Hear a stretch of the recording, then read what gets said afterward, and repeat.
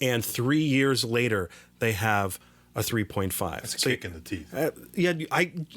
Everybody's player's handbook was like still sparkling. Yeah. I mean, and you're like, you bought a new one.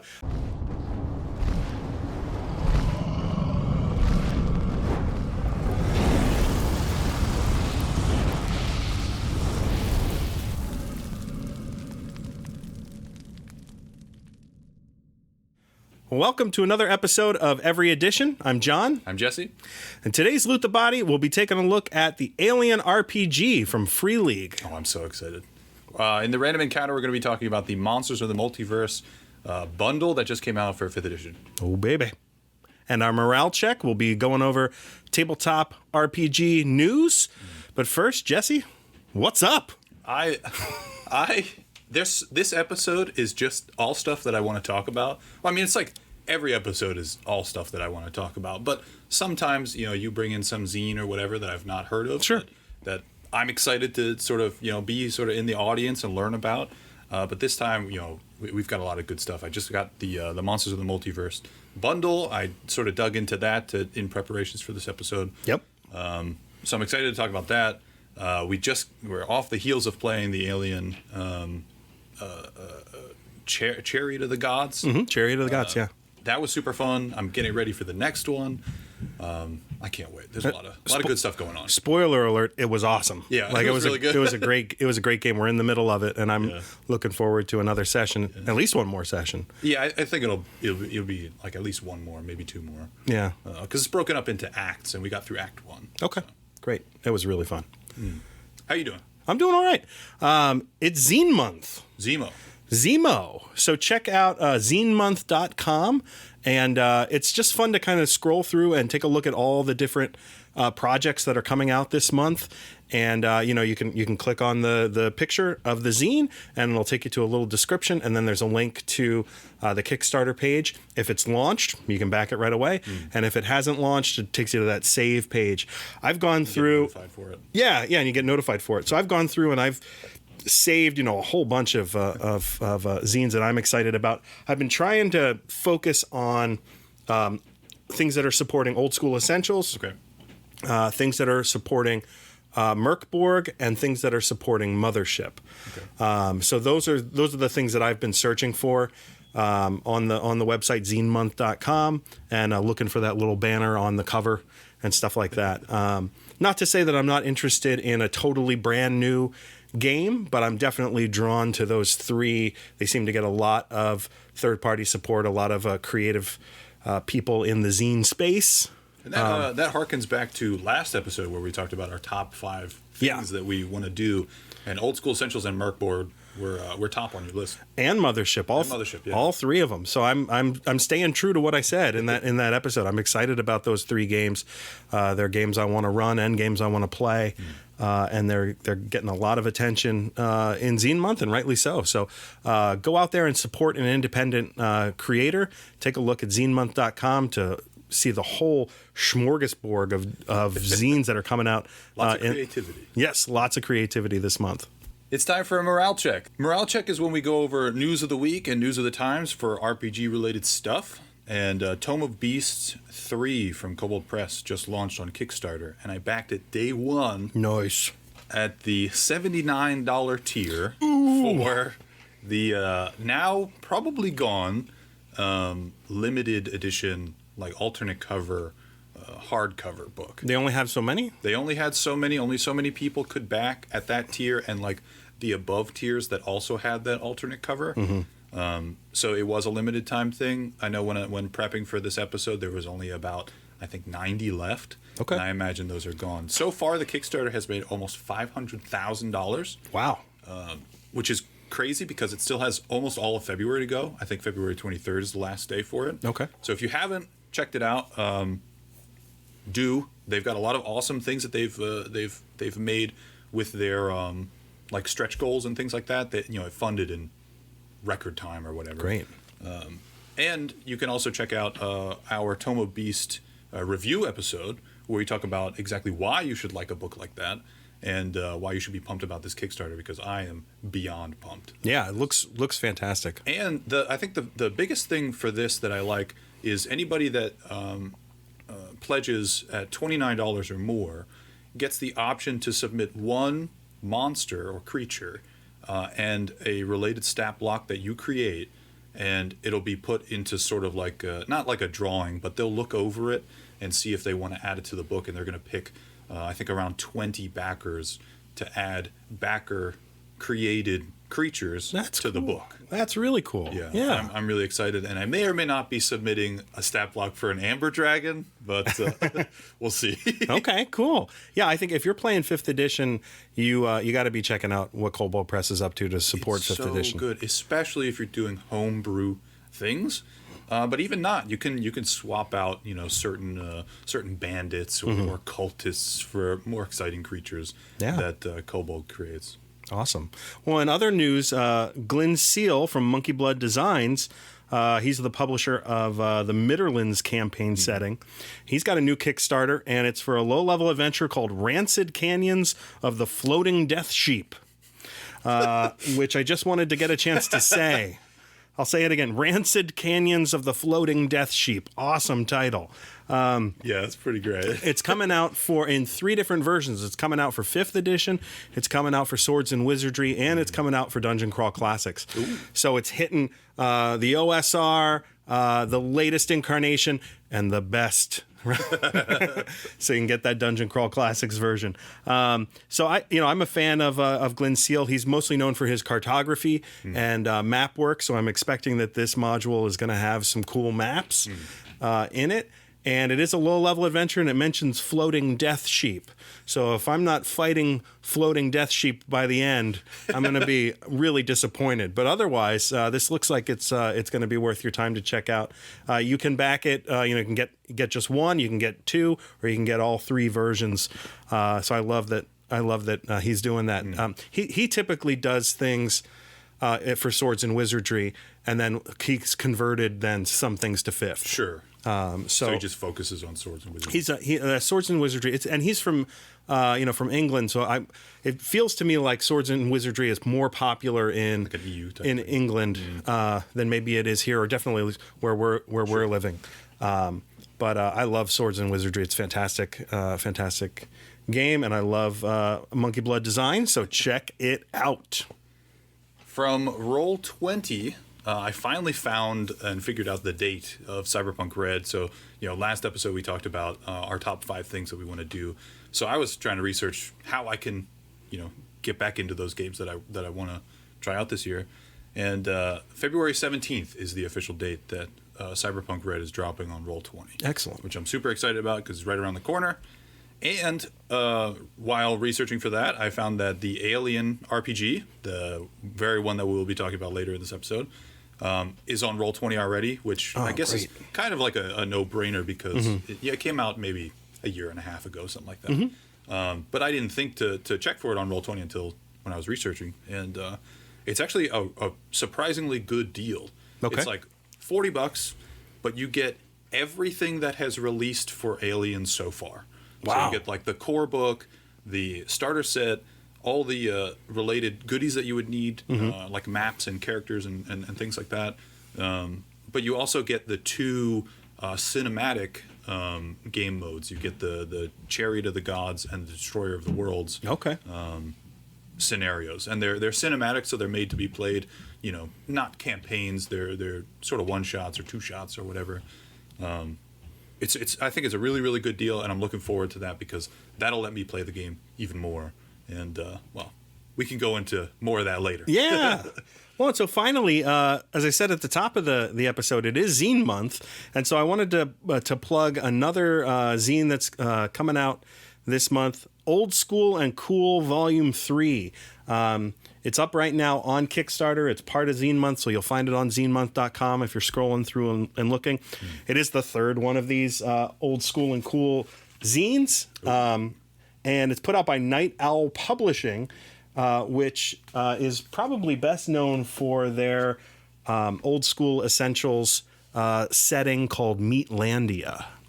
And it is what it sounds like. It is about carnomancy. It's about sort of like blood and muscle and that sort of like gross, magic. And it's a fantastic setting, post-apocalyptic, weird fantasy setting. But Old School and Cool is their zine that supports Old School Essentials, the 3rd volume, coming out this month as part of Zine Quest, and it's focusing on, this 3rd volume is focusing on high-level play for BX. So it's going to be god-level powers, new high-level spells, and magic items. And their quote is that make the Vorpal sword look like a toothpick. Whoa. So let's go. I want to see what that's all about. Plus, they're going to include new monsters. So Night Owl Publishing, definitely worth your time to check out. Check out Old School and Cool, Volume 3, as part of Zine Month. And we'll end up doing Meatlandia one of these days. It's cool. It's great. They have three hardcover zine size releases out for Meatlandia, and it's terrific. So check it out. And while you're at it, you should also check out everyeditionrpg.com. It's your one-stop shop for all of our socials, including Facebook, Twitter, Instagram. It also has links to Spotify, Apple Podcasts, YouTube, and much, much more. Right now, we are running our first contest. Oh, yeah. Where we are giving away an Every Edition tote bag, and we are going to load it with goodies from Free RPG Day 2021. So it's going to have releases from our friends at Goodman Games, from Paizo, from Troll Lord Games, from Renegade Game Studios, from Ninth Level Games, and many more. We're going to have over a dozen quick start rules and modules loading up this all brand new stuff. And we're going to pay the shipping and send it out to you. What you need to do is subscribe on YouTube or follow us on either Instagram or Twitter and share one of our episodes. Make sure that you tag us in that share so that we see it. And we're going to be doing a drawing for the contest on Valentine's Day, February 14th. So there you go. So celebrate with us and win some goodies from Every Edition. Our tote bag's like pretty sturdy. You can carry a lot of stuff in this. Go to your next session in style. All right, it's time for a random encounter. For today's random encounter, we're going to be talking about the Monsters of the Multiverse book and the bundle that it came with. We're going to go into the good and the bad with this book and sort of give our final thoughts towards the end. Overall, I think I'm happy with this purchase. I think the book is pretty unique. It's got a lot of good things going on for it. It coalesces a lot of the stuff that has come out in the supplementary books for 5th edition over the past 5 years, and it brings it all into one neat package. Yeah. An awesome book that has a lot of player character stuff. It has a lot of monster manual type stuff, a lot of stuff for DMs. I think overall it's a good book, but it has a hefty price tag of only coming in a bundle of books for $170. Yeah. It's a hard pill to swallow right now. Yeah. Right. I think it is going to be something that later on, when we're a year out from now, this conversation talking about the bundle and everything like that won't even be a thing, and it'll be an artifact of this moment in time. But for this moment in time, that's a lot of money for a book that is a compilation of stuff that you may already have. Yeah, and it officially releases sort of on its own on May 17th. Okay, so great. A couple months. Yeah. If you are okay with waiting, you can wait. It's only a couple months. But it won't come with an alternate art cover. So the only way to get the alternate art covers and the alternate art DM screen is through the $170 bundle. That also comes with the Xanathar's Guide to Everything and Tasha's Cauldron. So it's not going to have its own alternate art cover? Not that I could find. Okay. Or not that they've announced yet. Yeah. When I looked at the main website, there wasn't they weren't trying to sell you that like they don't normally do with every other book. So it could just be hidden. I wonder if they're gonna that'll be a surprise right before, because think about it, right? They're missing out. It would make them money, and I know that you're not the only person out there that's collecting alternate covers. This is a thing.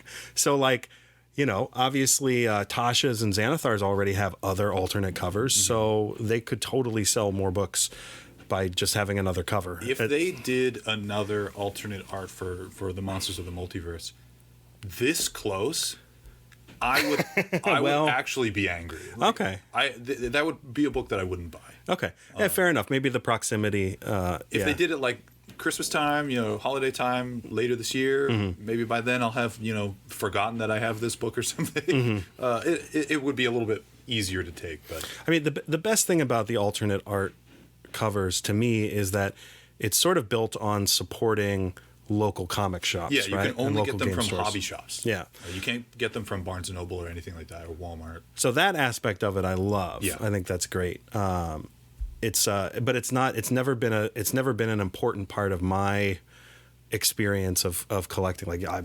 love collecting role playing games and stuff. But that's not the. I'd rather get a different book. Sure. You know what I mean? Of course, I say that, and I've got like almost every cover of Dungeon Crawl Classics. But every rule has a really good exception. Yeah, and when that's fair. And it wouldn't match the 5th edition shelf you got here. That's right. Yeah, it kind of looks. The look is definitely different.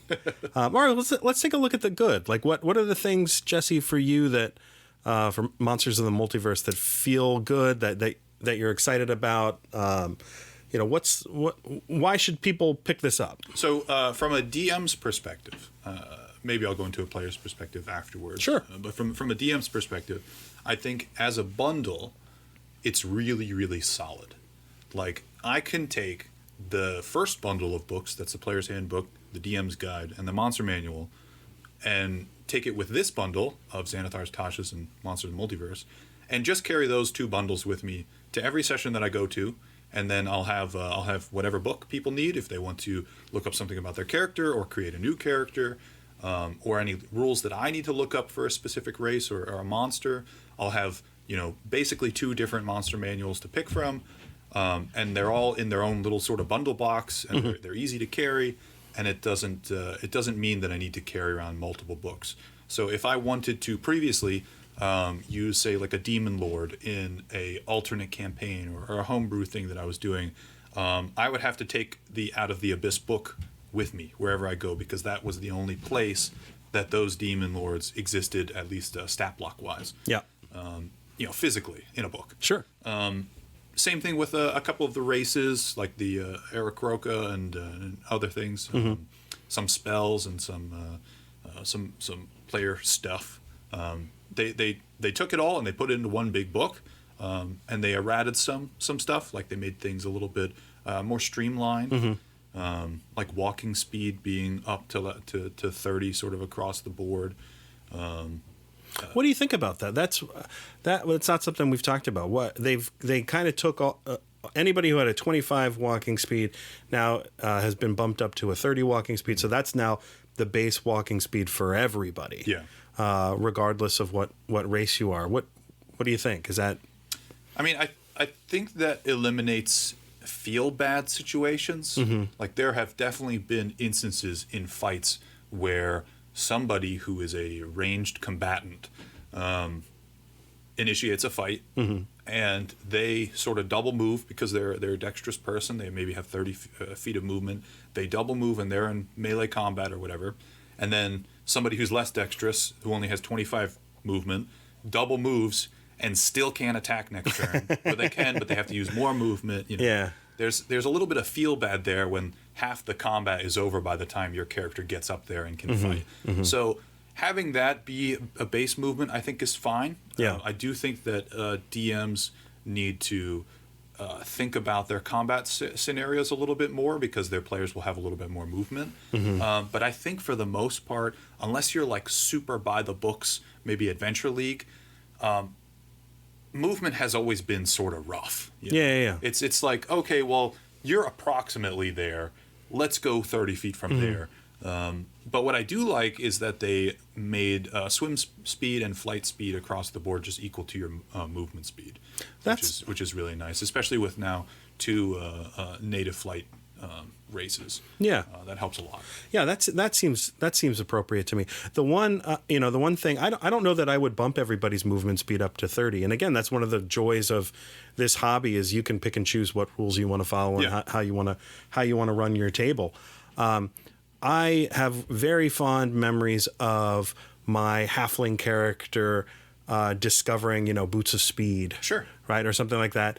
And being like, oh, dibs. Right. Like, come on, guys. Like, there's no slow one. Yeah. There's no argument here like that. And then the fun of like being like, smaller and zipping around, right? Everybody else, and actually ended up being faster. So having magic sort of compensate for a physical difference or deficiency or whatever. So I don't know. It's not a big deal. I do get worried when they sort of smush everybody to be the same. Yeah. That doesn't excite me. I feel like you lose some of the flavor.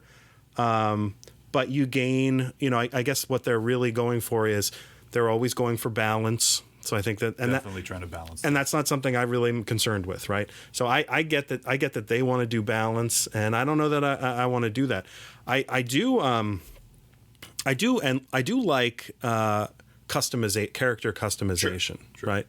So when it comes to thinking about what they're doing in terms of changing the ability modifiers for the races, that one feels like a very natural outgrowth of what happened when we switched from second edition to third edition. Right? So in Monster of the Multiverse, when you create a character now, you're not given a sort of like when you pick your race, you're destined to have +2 in Dex and +1 in Wisdom. This lets you pick +2 in any of your skills or any of your stats, and then +1 in a different one, or +1 into 3 different ones. Correct. Yep. So you're not railroaded, and you can pick wherever they go. Yeah. So you're not stuck with I have to. And what they were worried about was power gamers, right? People who would pick a race based on, I get that bonus to strength and I'm a fighter, so I'm only going to pick the races that give a bonus to strength. Or I'm going to be a thief, so I'm only going to pick the bonus to dex. Did I do that? Sometimes. Not all the time, right? Like, I never let that sort of dictate who I wanted to play, but I guess they're really concerned about that aspect of the game and power gaming, and they do want to focus on, similar to how they want to focus on balance, and I don't care about that.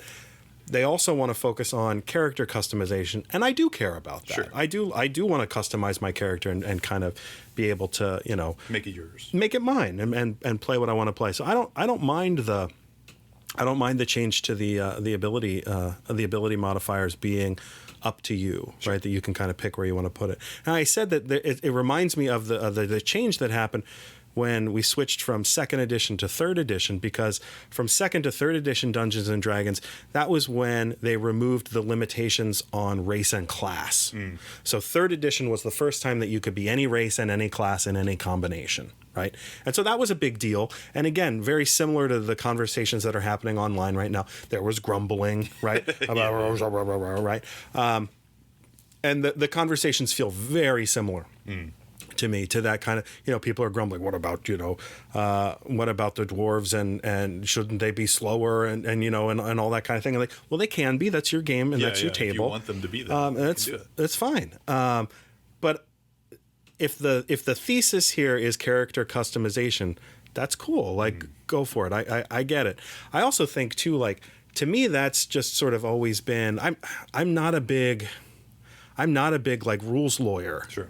Right. So if I wanted to create a character that had a different stat block or whatever, or different ability modifier, I would just talk to the DM about it. Yeah. Right. I'd just be like, oh, hey, my elf is actually not very charismatic. Sure. Or whatever, or not very intelligent, or not very graceful, or whatever, and you can figure that out and kind of do it your own way. I think it's important. Don't forget, it's your table, it's your game. Like, play it the way you want to play it.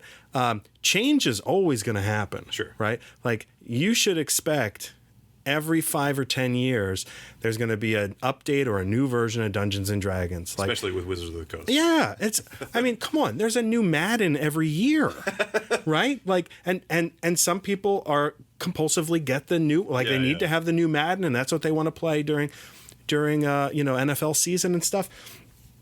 I'm like that with Dungeons and Dragons. I want to check out what the latest thing is. It doesn't mean I like everything, right? And it does mean that like I've been playing enough that I will do the things that I want to do at my table when I'm running a game. So they're taking the game in a different direction.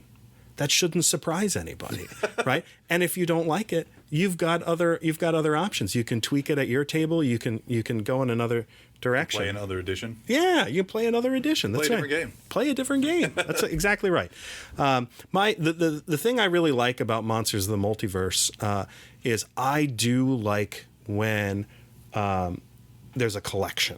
I like when they take all the spells or all the rules, like the rules compendium, the spells compendiums that came out for various editions of D&D and different monster manuals and things that, again, are collecting stuff from the various modules and stuff. I love that compiling of stuff. And so that's what this is. This is showing you, hey, we basically had another monster manual's worth of stuff. Yeah. And so here it is. Most of you probably didn't get, all of the, you're not, crazy like me and didn't get all the books, right? And so this is going to fill in some cracks for you. And I like it. And the player options, compiling all the races, sure, why not? It's a great companion for then players and DMs, and that's what they're trying to do is thread that needle. So it's not just a book that's going to appeal to a smaller segment, which is just DMs. If they can appeal to players, right, then that's a good thing. So we've had 2 books in a row that have kind of done a half and half. Yep. Right? Where they're saying, here's some stuff for players, and it's the smaller half, right? So maybe it's like a 60-40, Yeah, right? 60-40, I think. Because it's easier to pump out stuff for Dungeon Masters, right? Yeah. Adventures, settings, things like that. That's, you can crank those out, but then you're only selling to one person at the table instead of everybody at the table, right? You can't convince everybody at the table to buy the latest adventure book. Right. Because it has, a couple of backgrounds in it. Right. Well, and you might not want them to. Right? Yeah, or that, yeah. So they'll read ahead. Yeah. The other comment I saw, I'd love to get your take on this, Jesse. People saying like, "Hey, this book feels like I'm paying for errata." Like, how does that? Did you have that feeling when you bought it? Like what? So I think it was a welcome update for me. Mm-hmm. There have been erratas throughout the years to various books like the DM's Guide and the Player's Handbook. I know some of the creatures in the Monster Manual have also been tweaked a little bit. Okay. So that's just like free resources that you could download offline, and I honestly can't be bothered to do that. Yeah. I just use the standard stuff that I'm given. Mm-hmm. So having a book that I can look to, that's like all of the updates that have happened since 5th edition's inception. Yep. I didn't feel bad about it for that reason. I think it was, expected, kind of. Yeah, I going into it, I knew that there was going to be changes and updates, and I'm okay with that. Yeah. It's not like they can just I send them my copy of the Player's Handbook and they send me a new one. Right. That's all the updates. That's not how this works. Right. No, and it does feel like with this, if this is sort of the first taste of what's coming next for D&D, it feels like it's going to be 5.5. Yeah, not 6th edition. Not 6th edition. It doesn't feel like I don't think they're brave enough, right? to do a 6th edition. I don't. Because I think they're banking on the fact we can still get everybody to buy a new Player's Handbook and take away the complaint that it's a new game if we make it backwards compatible. And if we do enough little errata and little tweaks, then we can have our cake and eat it too. And that's I'm off the 6th edition bus because of Monsters of the Multiverse. It's 5.5. Sure. That's what it's going to be. I'm absolutely convinced. And it's not going to be it's not going to be an absolute necessary purchase because it really isn't going to be a new game, except that you're going to want to have the new update, just like you were saying, right? Like they're going to make a couple tweaks and a couple changes here and a couple things there. And you're going to say, "Oh, I want the new shiny," right? Like, and so you may not even want to play that way, but that's okay because you'll have both. Yeah, and you can pick. There's a psychology here. I think it's almost like they've tapped into the whole like cell phone mentality. Like, I need the new iPhone, right? Well, I don't, right? Because it does exactly what my other one does. Yeah, but this one has 2 cameras. Yeah, exactly. And now this one has 3 cameras. Well, and so the next one's going to have 4 cameras. It still takes pictures, right? Like, it's not. But you happily decide, right, and say, like, I need the new shiny. I need the new iPhone. I need the new player's handbook, right? And when they put the decision on you, rather than saying, like, it's a brand new game and we're not supporting what we were doing before, that's where you feel like you made the decision for me. It's sort of like the slow boil frog thing. What's that? Like, if you put a frog in boiling water, it's just going to jump out. Oh, yeah. And you're not going to be able to cook it. But if you slowly turn up the heat, it'll cook alive. Interesting. It's that sort of thing. So, they're not hitting you in the face with, 6th edition. Yeah. It's like 5.5. It's backwards compatible. Don't worry, everybody. It's okay. It's okay. It's okay. So there's a lot less burden on them. Yep. Yep. Which I think is fine. I'm excited for what's coming next in D&D. Sure. I want the new shiny. Yeah, like when it comes out, let's go. Yeah, we'll go. I'm gonna get the new player's handbook, and I'm sure a lot of people are. Right. So, I mean, that's what in terms of like bad did you get out of the Monsters of the Multiverse? In terms of bad, so I actually don't think. If they want to go with character customization, I actually wish they would go further. Okay. So I don't beat around the bush. Just I feel like the tweaks that they're making are safe, and they are just tweaks, and they're not a big deal, right? Like I honestly think the biggest deal is that moving, from 25 feet to 30 feet. But at the end of the day, if you're counting squares, it's 1 square. Who cares? Like.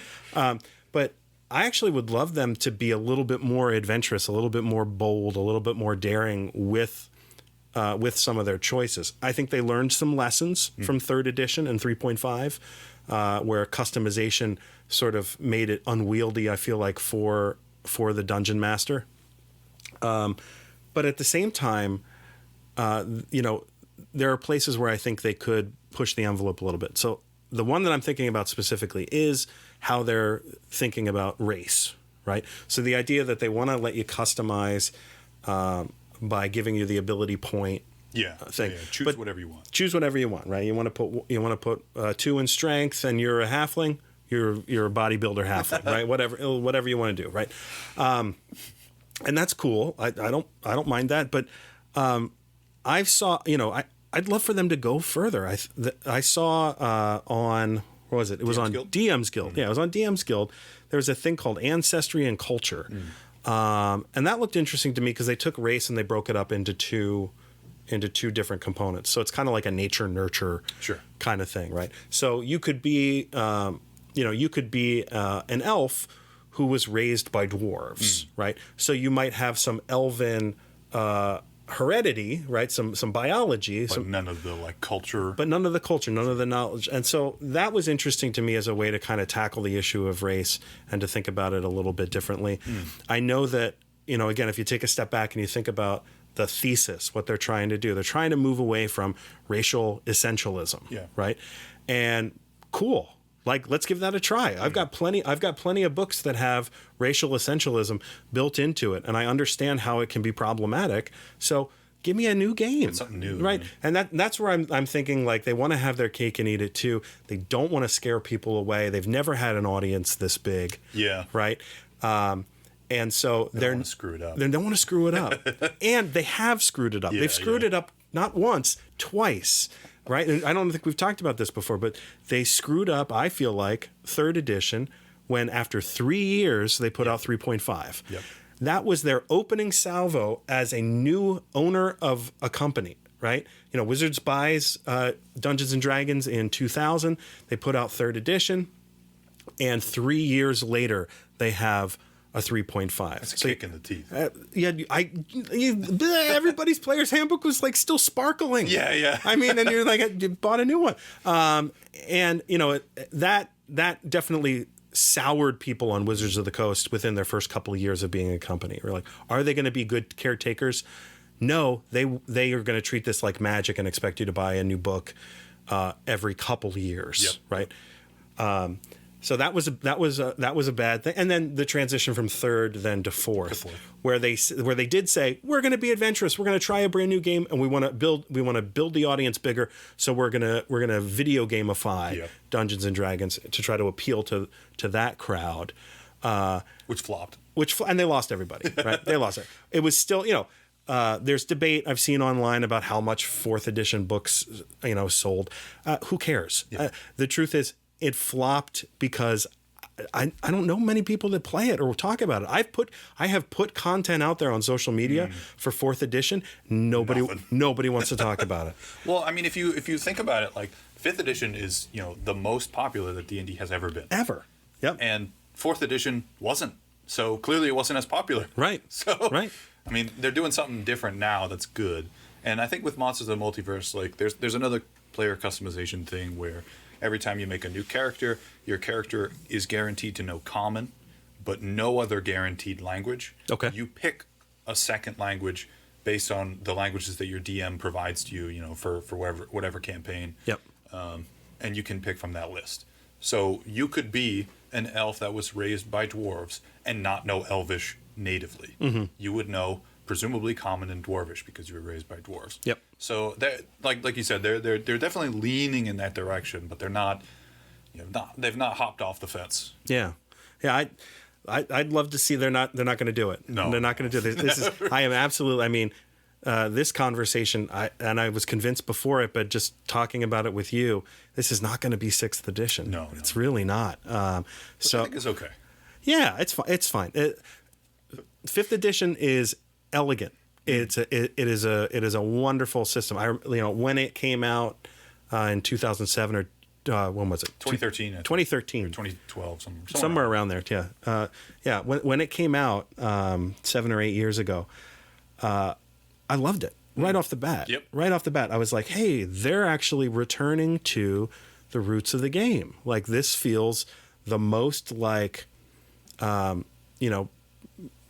basic and expert, or the most like 1st edition that the game has felt since those versions of the game.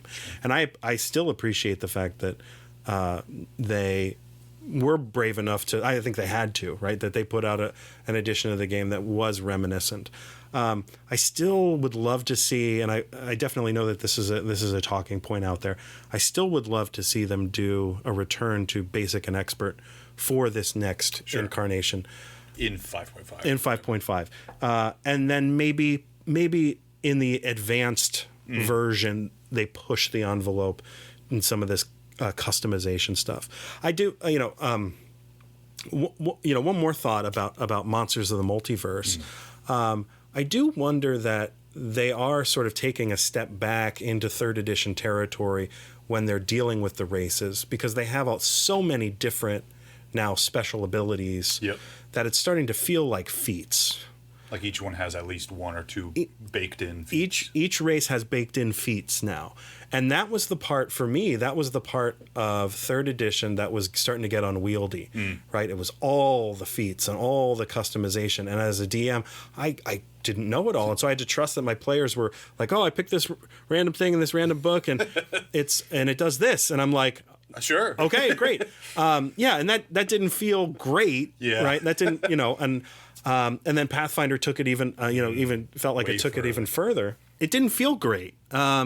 And one of the things that I liked so much about 5th edition when it came out was that they actually said, okay, we're going to keep feats, but you don't have to use them. You can have an ability score increase. Yeah. Loved that, because my way of wanting to set my characters is as much sort of default stuff as I can, right? Because then there's only the few things then that I need to be thinking about it in terms of active options, right? Yeah. And so feats to me got in the way of being able to play my character, because it was all these options and all these choices. So I loved that you could do feats and they kept them, or you could do the ability score increase. That was one of the brilliant moves, I thought, in 5th edition. And and that's from a player's perspective. Yeah. From a DM's perspective, it's great. Like, I didn't use feats for like the first 4 years that I DM'd because it was too much.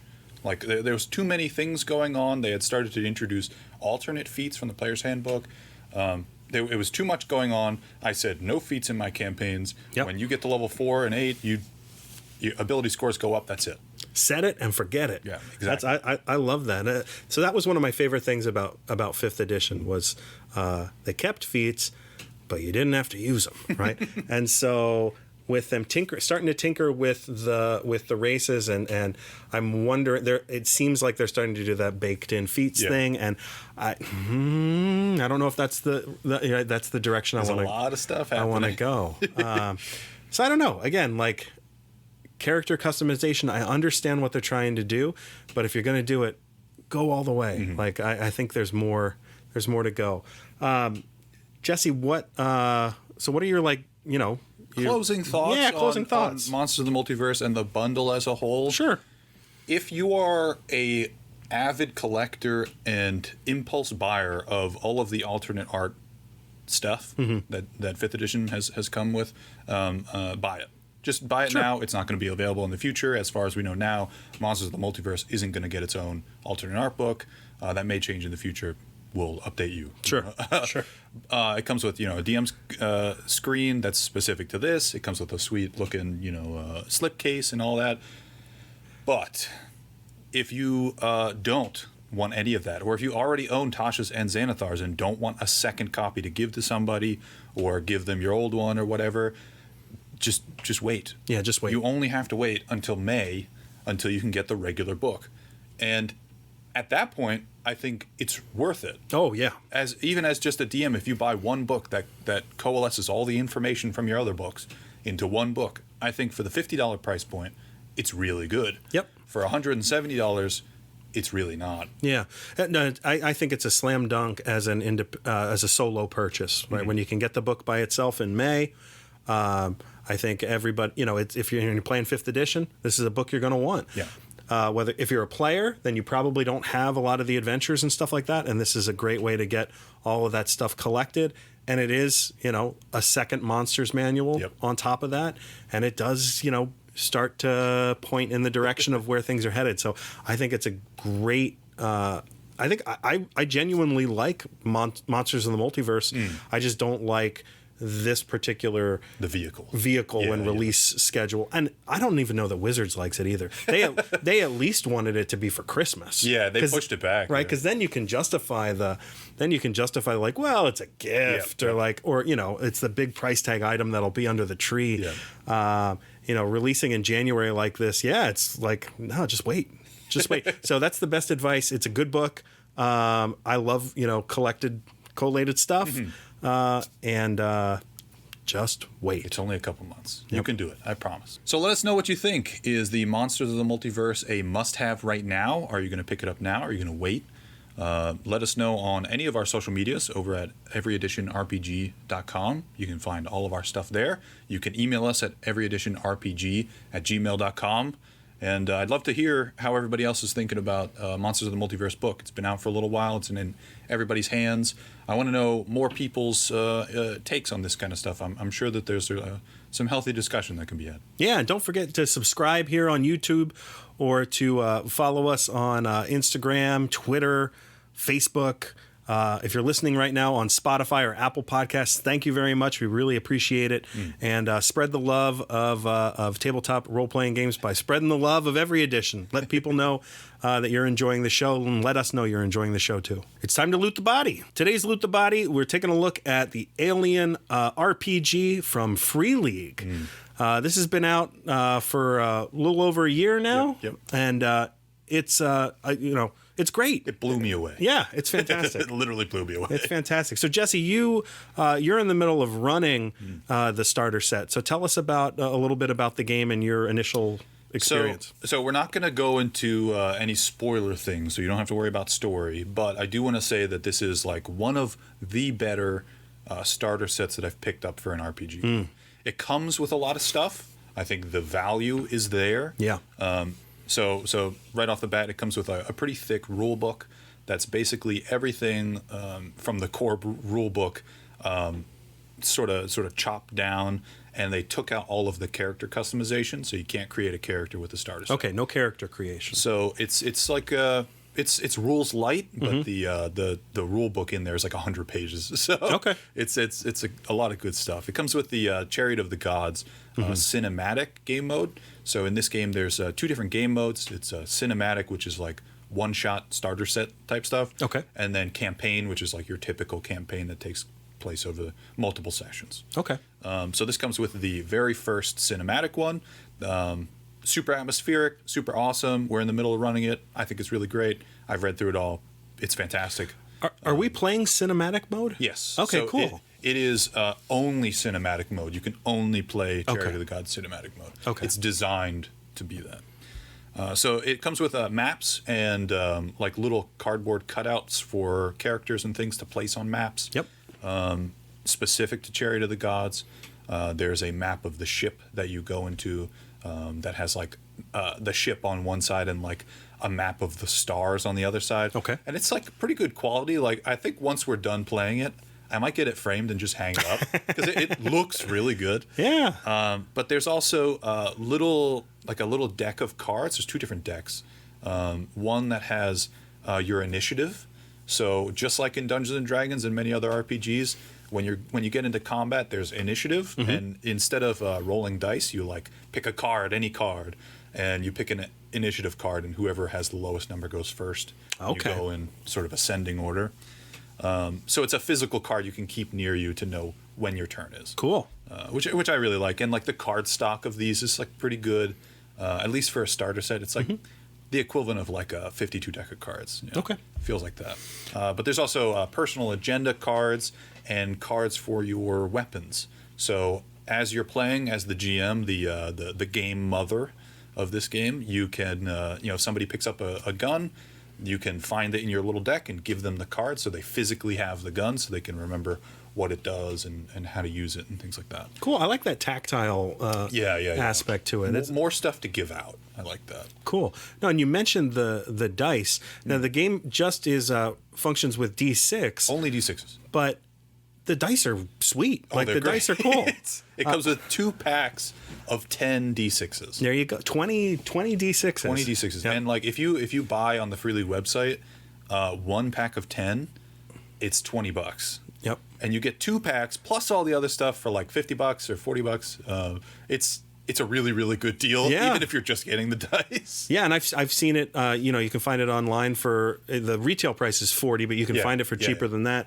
So it is the way to go. Even if you want the dice and you're just going to be a player, this might be worth the purchase just to get the dice and essentially like a quick start rules kind of thing. So it doesn't have. You said it doesn't have character creation. I'm assuming then, of course, it does have pre-gens, right? There are pre-generated characters, and there are options to choose in case any of your players die.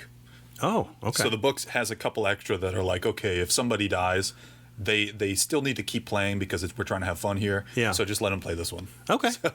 Cool. There's sort of like anti-feel-bad stuff in there. It's nice. And they come with like, on one side of the character sheet, it's like a picture, a portrait of them, and some general info. And on the back, it's all of their stats and things on one page. So you're not flipping through different pages. So what about mechanics-wise? What stands out about this game in terms of how the dice are used, or what gives it that alien feel? So it's very much a pass or fail type of system. Okay. There are 2 different types of dice. There are your sort of regular dice, which in this case, the D6s are black. And there's the stress dice, which is a different set of D6s that are yellow. So if you wanted to succeed on, say, using a blowtorch to burn through a stuck door in a spaceship or whatever, you would need to roll for your heavy machinery stat, which is a strength-based stat. So let's say your character has a 2 in heavy machinery and a 4 in strength. You would then roll 6 black D6s because you got 2 heavy machinery, 4 strength. Put them together, that's 6. Stat numbers refer to numbers of dice. Correct. Okay.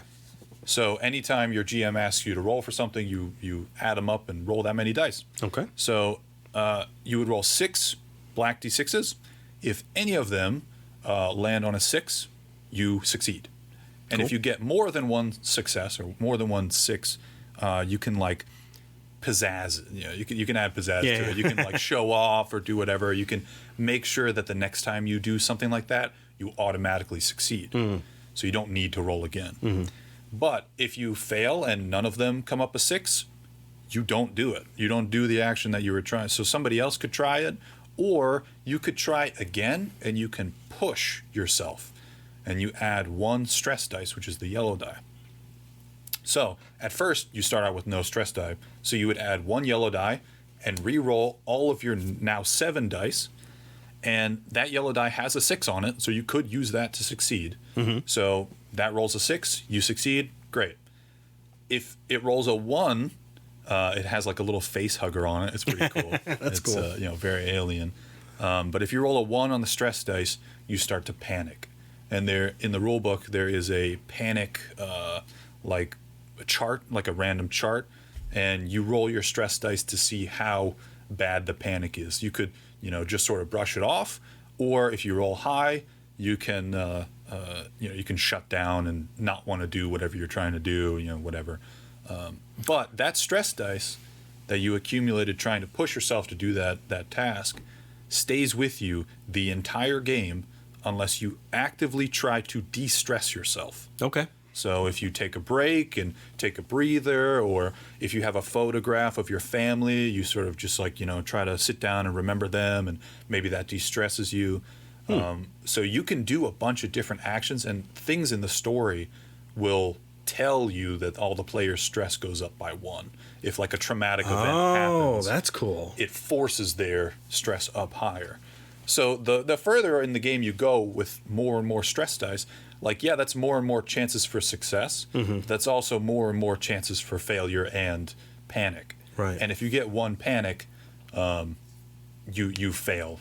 Even if you get 10 d6s or 10 6s, if you get 1 1 on the stress dice, you fail it all completely. Okay. And I think this dynamic of like adding stress, that coupled with whatever atmospheric things you do as a GM during the game, can really make for a actually stressful game that just heightens everybody's tension, and I think it makes the game a lot better. So I think overall the Free League sort of dice D6 pass or fail is what I like the most. Cool, excellent. Yeah, the experience that I had with the stress dice was we had our pilot was trying to dock our ship, and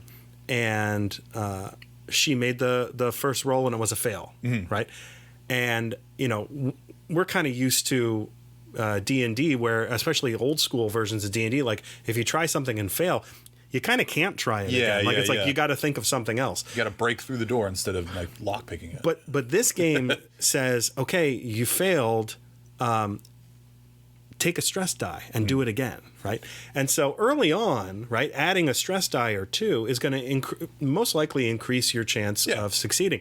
But the more you do it, right, then that open yourself up to that moment of panic, right?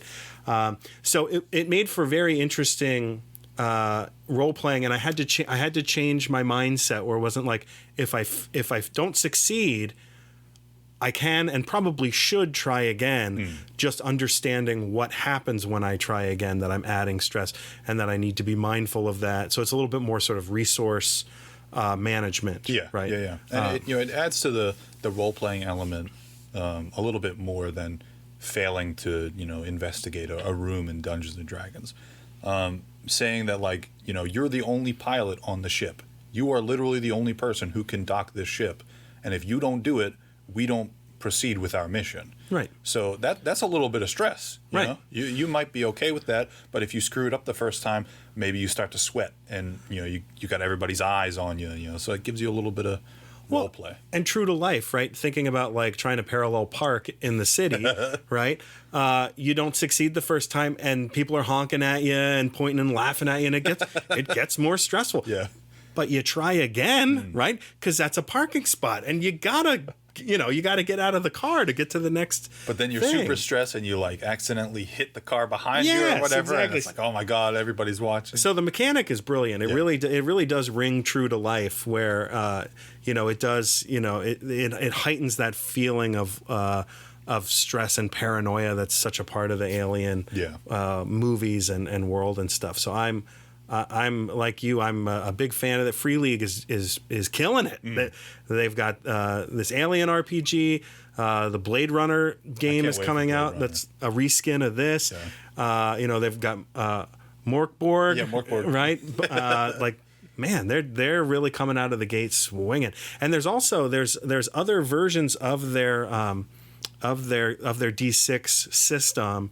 They have a couple other games that they're their own IPs, their own properties that are worth taking a look at. They're not just doing like Alien and Blade Runner, things that you've heard of. There's also other games to explore that are specific to them. So take a look. I think this pass or fail leads itself more to a cinematic mode or something where you're sitting down for a couple hours and that's it. It's not too grindy. You can add a lot of new players. We had, everybody at the table that we were playing had never played this game before, including myself. Yep. So it wasn't a whole lot of like page turning and things like that. It wasn't a lot of, okay, well, they failed. I need to increase the DC by this much or whatever. It was sort of, you didn't do it. You didn't do it. Go find some other way to do it. Right. So or try again. Or try again. A little bit harder. Yeah. The game mastering thing that we talked about afterwards was I was like, you putting the pressure on the pilot to be like, you're the only one that can fly us here. Like, come on. And so making it aware that like, it's almost like the characters' responsibilities to hold each other accountable to their jobs. Yeah. And that's where some of the role play can come in and how it fits with the game mechanic. So that pilot doesn't succeed and they're like, well, I'm not going to, should I try again? That's your role play moment where all the other characters are like, the captain of the ship should say like, are we there yet? Like, have you docked the ship? Because we really need to get in there. Can you do your job? And so like the is it game mother? Yeah, game mother. Okay, so the game mother's job then is to encourage those role play moments, right? Yeah. And to recognize them for what they are. And that is a very different opportunity for role play. And it is not it's not D&D. It is a different role playing game with a different sort of internal logic that once you get it, it really does click and whoosh, off you go. So and once we've played a couple more times and maybe finished the Chariot of the Gods cinematic mode that comes with the starter set, we will do a full like spoiler review of our experience and maybe ups and downs of playing the starter set. Absolutely. And I also would love to, again, in thinking about this new year and some of the pledges we've made and thinking about 2022, we are going to take a look at a couple other sci-fi starter sets and do a side-by-side comparison of different sci-fi starter sets. So possibly Starfinder, possibly Star Trek from Modiphius, and quite possibly Cyberpunk Red. Yep. Those four have nice starter sets and be great to kind of break it down for people. Battle Royale, see who's the best. Yeah, see who the best is. All right, this has been Every Edition, your tabletop RPG talk show. Make sure you follow us on all of our socials and find us at everyeditionrpg.com. And let us know what you think about Monsters of the Multiverse and the Alien starter set. Yeah, don't forget to subscribe on YouTube, follow us on Instagram, Twitter, Facebook, and thanks again if you're listening on Apple Podcast or Spotify. See you next time.